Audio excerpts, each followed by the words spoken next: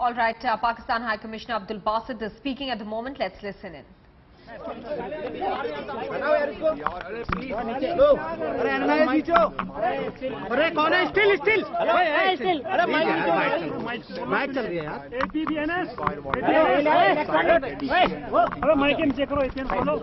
पीछे हो जा यार बैठो नीचे पीछे फ्रेम के नीचे करो कोई ना ये बैठ जा भाई नीचे mechanism in place as to determine as to who indulges in these unprovoked firing. Thank you very much. शहादत हुई है पाकिस्तान में.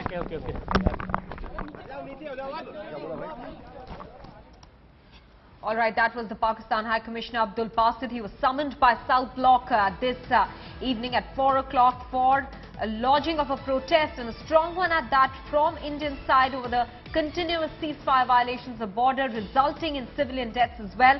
Abdul Basit said the initial portion of what he said unclear, but in the latter half he was saying that there should be an effective mechanism in place to see who is indulging in the ceasefire violations, who is provoking. Remember, Pakistan on its part has been continuously going back and saying that it is India that has started the ceasefire violations, whereas India continues to say, and in fact there is proof in the form of visuals that India now has to clearly show that the ceasefire violations have taken place first from the Pakistan side. Let me go back to Anindo Banerjee for more details on that summoning of the Pakistan High Commissioner to the South Block. Continuous ceasefire violations, Anindo, and now we hear the Pakistan High Commissioner say that an effective mechanism should be in place to see who indulges in the ceasefire violations. Clearly, Pakistan is being stubborn about the ceasefire violations,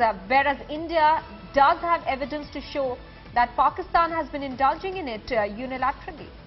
Maha, not only stubborn, but also, if I may use the word, evasive. The High Commissioner Basit, the way he's saying that mechanism needs to be put in place to see that who is indulging in, clearly means that he's not putting in the onus on Pakistan, but definitely indicating and putting the onus on India. Now, there has been no mortar shelling from Indian side, at least in the last 1 week, and particularly in the last 2 days, the last 48 hours, 14th August and 15th August, all the mortar shellings that started were from the Pakistani side. And remember, yesterday was India's Independence Day. Day before yesterday was Pakistan's Independence Day. Both days are very dear to each of the country. And in spite of that, not adhering to the sanctity of the days concerned, Pakistan indulged in the activities that they indulged in, and that resulted in huge humanitarian losses. So that is what Pakistan will have to answer sooner or later.